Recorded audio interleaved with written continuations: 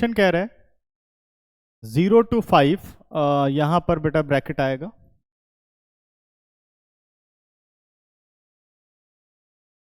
0 to 5 mod x minus 1 plus mod x minus 2 plus mod x minus 5 dx, ठीक है ना। तो इसमें सेपरेट करके मत करो कि जैसे 0 to 5 mod x minus 1 को अलग, 0 to 5 mod x minus 2 को अलग, 0 to 5 mod x minus 5 को अलग, इस तरीके से इसको नहीं करना चाहिए, ठीक है। करने को कर सकते हो, लेकिन यहाँ पर प्रॉपर मेथड देखो क्या करना है आपको, ठीक है। वो थोड़ा सा जो स्टेप्स वो ज़्यादा ले जाएगा। आपको क्या करना है कि एक नंबर लाइन बनानी है और फंक्शन को डिफाइन करना है, ठीक है ना। देखते हैं कि इस रेंज में क्या क्या फंक्शंस कैसे बनाए जाते हैं जब भी ऐसे मॉड्यूलस वाले क्वेश्चन आए। तो अब क्या करना है, स्टार्ट कहाँ से है, ये स्टार्ट है ये 0 से, स्टार्ट कहाँ से है 0 से, एंड कहाँ पर है ये 5 पर है। अब हमें क्या करना है, मिडल वैल्यूज निकाल लेनी है। जैसे बच्चों x माइनस 1 है, मिडल वैल्यू निकालने का तरीका x माइनस 1 को 0 के बराबर रखो, तो x आ गया 1, x माइनस 2 को 0 के इक्वल रखो, x आ गया 2, x माइनस 5 को 0 के इक्वल रखो, x कितना आ गया 5।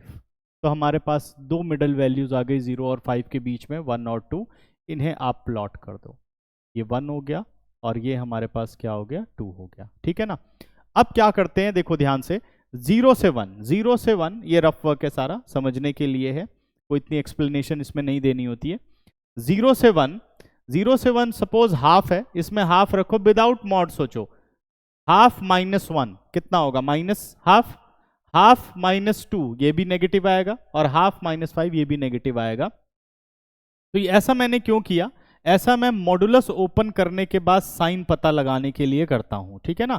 तो अब मुझे साइन पता चल गया कि 0 से 1 के बीच में जो ये x माइनस 1 है, इसका साइन होगा minus x minus 1, minus x minus 1, इसका साइन होगा माइनस एक्स माइनस 2, और इसका साइन होगा माइनस एक्स माइनस 5, ठीक है ना। ये इसका साइन हुआ, क्लियर है। अब बढ़ते हैं हम आगे। अब क्या करना है, इसको सॉल्व कर लेते हैं, देखते हैं क्या फंक्शन बनता है। माइनस एक्स क्या बना, minus x plus 1, minus x plus 2 and minus x plus 5। तो एक माइनस एक्स, सॉरी कैंसिल तो कोई नहीं हो रहा इसमें, ये हमारे पास बन गया minus x minus x minus x, यानी माइनस 3x, 5 2 7 और 1 8, माइनस 3x प्लस 8 इस रेंज में फंक्शन आया। किस में, minus x minus 1, minus x minus 2, minus x minus 5। क्यों ये सारे नेगेटिव हुए, 0 से 1 के बीच में मॉड ओपन होंगे तो ये सब क्या देंगे, हमें नेगेटिव देंगे, ठीक है ना। इस तरह से फंक्शन ब्रेक कर लेना है। अब दूसरा लो, दूसरा हम ले रहे हैं 1 से 2 के बीच में, 1 से 2 के बीच में 1.5 कंसीडर कर लेते हैं। देखो ये पॉजिटिव आएगा, ये नेगेटिव आएगा, ये नेगेटिव आएगा, तो हमारा फंक्शन क्या बना, x minus 1 positive, minus x minus 2 और माइनस एक्स माइनस 5।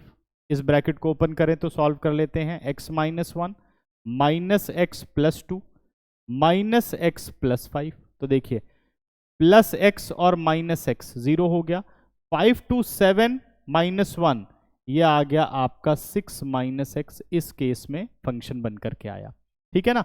अब आ जाओ नेक्स्ट, 2 से 5 के बीच में आ जाओ। 2 से 5 के बीच में देखो तो मान लो 2.5 3 रखना चाहें तो पहला भी पॉजिटिव, यानी x minus 1 positive plus x minus 2 positive, लेकिन x माइनस 5 होगा नेगेटिव, x माइनस 5 क्या होगा, नेगेटिव, तो माइनस x माइनस 5 हो गया। सॉल्व करूं तो x minus 1 plus x minus 2 minus x plus 5, ये बन गया बच्चों, प्लस x और माइनस x तो कैंसिल आउट हो गए, ये आ गया हमारे पास x और 5, ये 3 हो गया कितना, माइनस 2 और माइनस 1, माइनस 2 और माइनस 1, ये हो गया हमारे पास माइनस 3 और 5, तो यानी आ गया x प्लस 2, कितना आ गया हमारे पास, x प्लस 2, ये वैल्यू आ गई, ठीक है ना। एक बार और चेक कर लेते हैं, first positive, second positive, third negative, ठीक है ना। तो x माइनस 1, x माइनस 2 और minus x plus 5, plus x minus x 0 और एक प्लस एक्स बचा हुआ है, 5 माइनस 3 आ गया प्लस 2। ठीक है ना। अब क्या करोगे, अब फंक्शन को कर लो डिफाइंड। ठीक है ना, फंक्शन को कर लो डिफाइंड। तो ये हमारे पास हो गया इंटीग्रेशन आई से डिनोट कर दिया। फंक्शन को कैसे डिफाइन करोगे, फंक्शन है हमारे पास mod x minus 1 plus mod x minus 2 plus mod x minus 3 का अगर हम इंटीग्रेशन करेंगे इस फंक्शन का, तो हमारे पास फंक्शन यूज होना चाहिए, या सिंपल इंटीग्रेशन को शो कर सकते हो। ठीक है ना। और एक काम करते हैं, आई को डिफाइन कर लेते हैं, वो ज़्यादा बेहतर रहेगा।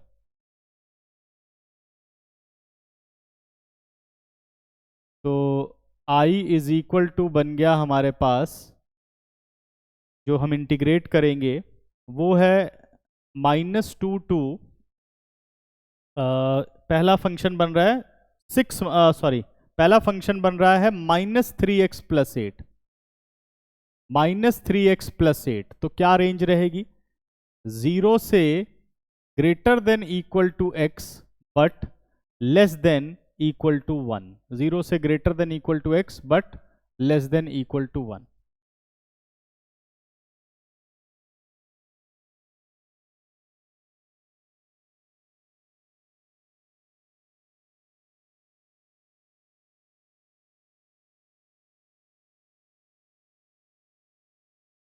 तो फंक्शन डिफाइन कर लेते हैं कि भाई फंक्शन को कैसे रखना है इसमें। ठीक है ना, ये इंटीग्रेशन के लिए डिफाइन किया जाता है।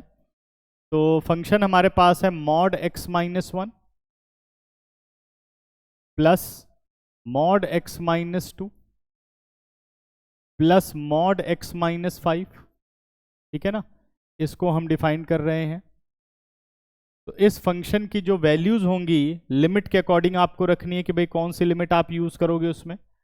जैसे हम ले लें भाई, पहला तो आ रहा है अपना -3x प्लस 8, ये किस लिमिट में यूज करोगे आप, when x is greater than equal to 0 but less than equal to 1। दूसरा है हमारे पास, दूसरा फंक्शन हमें 1 से 2 मिला है 6 माइनस एक्स, ये रखोगे when x is greater than equal to 1 but less than equal to 2। तीसरा आप रखेंगे x प्लस 2, ये कब यूज करेंगे आप, when greater than equal to 2 but less than equal to 5, when greater than equal to 2 but less than equal to 5। इस तरीके से आप फंक्शन को ब्रेक कर लेंगे। ठीक है ना। अब करते हैं बच्चों इंटीग्रेशन। ठीक है, अब करते हैं हम इंटीग्रेशन।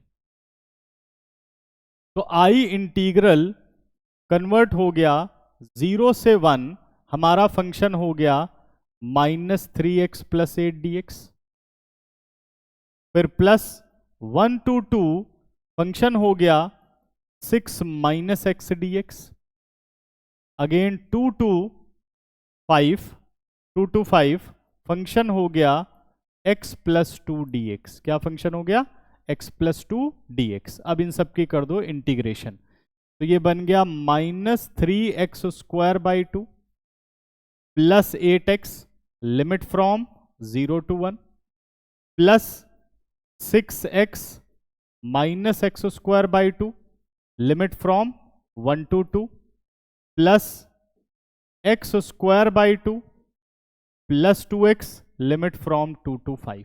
ठीक है ना।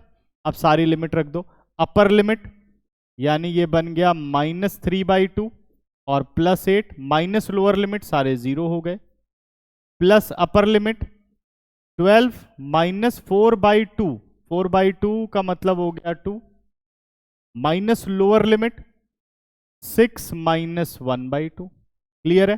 Plus value at upper limit यानी 25/2 plus 10, minus value at lower limit 4/2 यानी 2 हो गया, और प्लस 2 to the 4 हो गया। ठीक है ना, ये हमने वैल्यूज ले ली। करते हैं सॉल्व इसे। 8 to the 16 माइनस 3 कितना आ गया, 13/2। 12 माइनस 2, 12 माइनस 2 हमारे पास हो गया 10, और 6 to the 12 माइनस 1 आ गया -11/2।